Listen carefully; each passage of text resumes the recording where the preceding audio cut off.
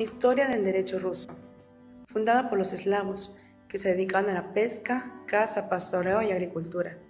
El derecho en esa época fue de carácter consuetudinario, recopilado por los monjes para ser aplicado en tribunales eclesiásticos. Dominación mongólica. Los tribunales mongoles invadieron Rusia y obligaron a los príncipes a someterse a la soberanía de la Horda de Ora, a quienes deberían pagar tributo. La labor de los mongoles radicó en la vigilancia del gobierno ruso. Los príncipes deberían acudir cuando un nuevo Khan asumía el poder.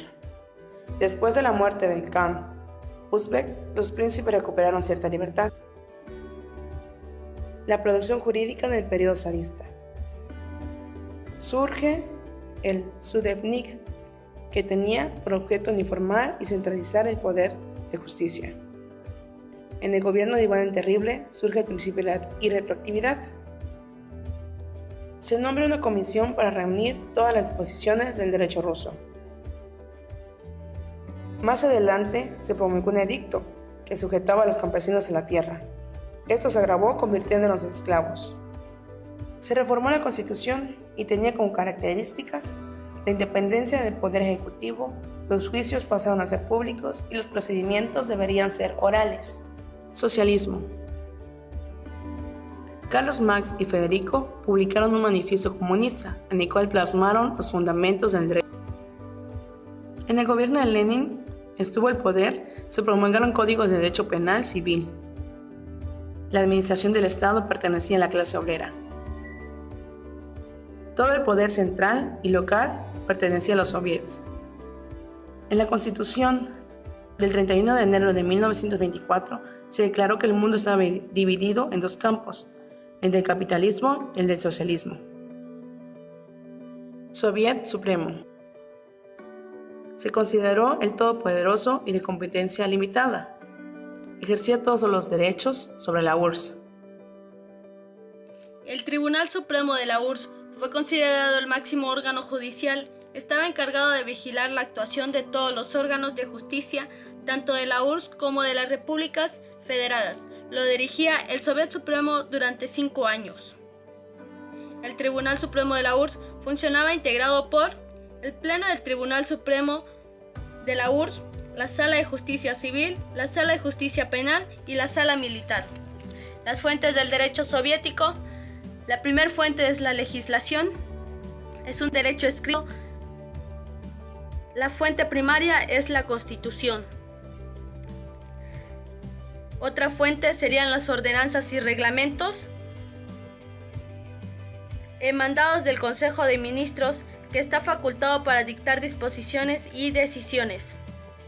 Otra fuente serían los principios generales del derecho soviético, ya que dependía del poder central. Dar los principios generales de la Constitución autorizaba para la elaboración o transformación de determinadas órdenes. Las sentencias judiciales. En la URSS, el derecho se encontraba disociado de la idea de justicia y con base en ello, la labor del juez se sujetaba solamente a ser intérprete de la ley, no teniendo un valor jurídico en el sentido estricto. La costumbre es otra fuente, la cual la tendencia del socialismo fue erradicar la costumbre como fuente formal del derecho para eliminar ideas anteriores a la revolución, pero fue necesaria sobre todo para la regulación del derecho mercantil. Otra fuente es la doctrina. Eran textos fundamentales para entender el espíritu del derecho soviético. Las estructuras del derecho soviético.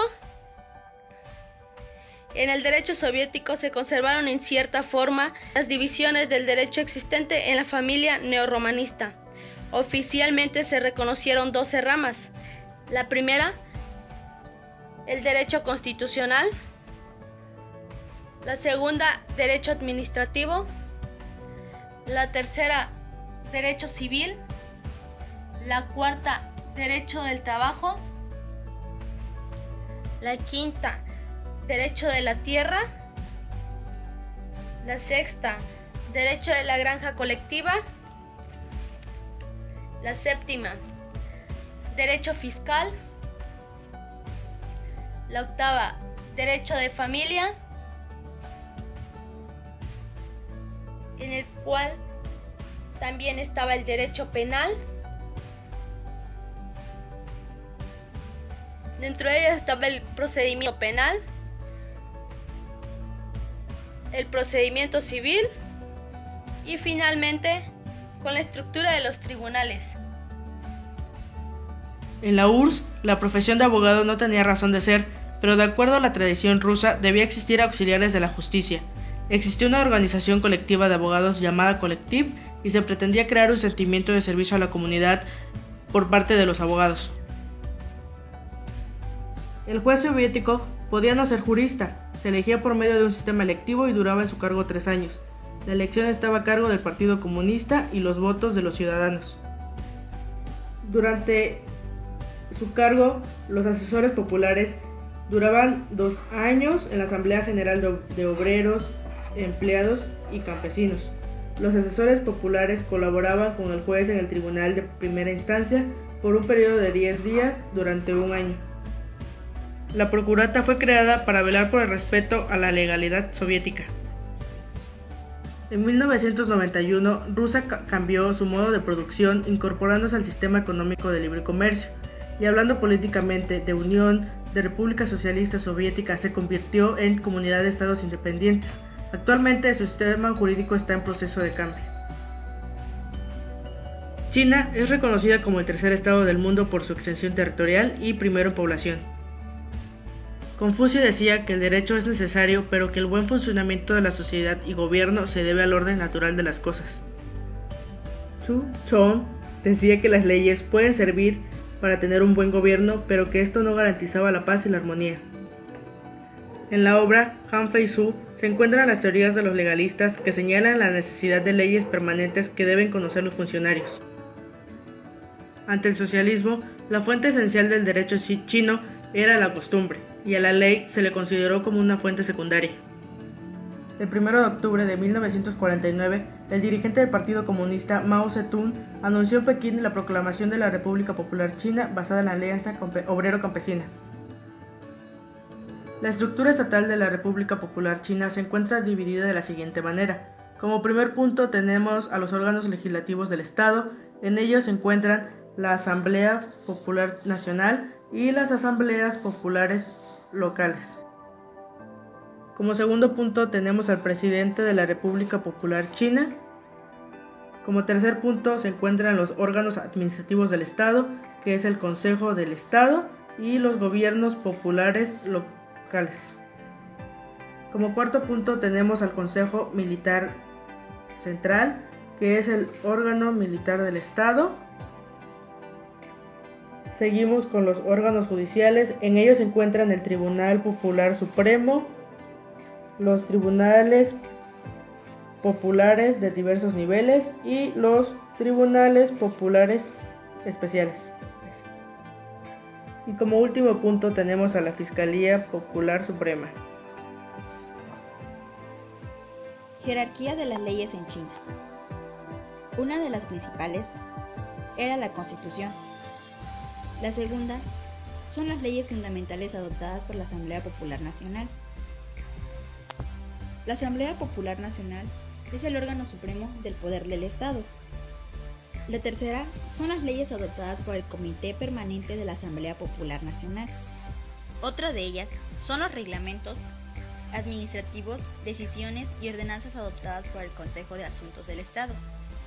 Y por último, tenemos a los reglamentos locales adoptados por la legislatura de las asambleas populares locales y los comités permanentes. La función legislativa la realiza el Comité Permanente de la Asamblea Popular Nacional. La Constitución garantiza los derechos fundamentales de todos y cada uno de los ciudadanos, incluyendo el derecho a elegir y ser elegido, libertades de expresión, prensa, creencia religiosa, unión y asociación. El poder estatal tiene que, además de proteger al pueblo y reprimir al enemigo, dirigir y organizar la construcción económica, cultural y hacer de China un país socialista próspero. La isla de Cuba se encontraba habitada por nativos. guanahatabeyes, cisoneyes y taínos. Fue descubierta en 1492 por Cristóbal Colón. En 1540, la población se vio atacada por los corsarios ingleses. La Habana fue tomada por los ingleses en 1762. Un año más tarde, España recuperó la ciudad y empezaron a desarrollarse nuevas actividades como el cultivo de café. La vida de Cuba dependía de los logros o fracasos de Estados Unidos. El socialismo en Cuba está presente desde 1929, pero este cobra fuerza en 1968 al ser reconocido legalmente por el Partido Socialista Popular. El movimiento obrero cada día cobraba más adeptos y el rechazo del gobierno de Batista, que se había convertido en dictador, logró que el movimiento encabezado por Fidel Castro triunfara en 1959. Fue nombrado primer ministro e inició reformas basadas en el socialismo. Uno de los principios básicos del socialismo en Cuba señala que el poder reside en el pueblo, quien lo ejerce por medio de la Asamblea del Poder Popular.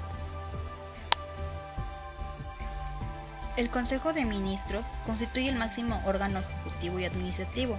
Está integrado por el jefe del Estado y de Gobierno. Entre sus atribuciones se encuentran las de organizar y dirigir las actividades políticas, económicas y científicas acordadas por la Asamblea Nacional del Poder Popular.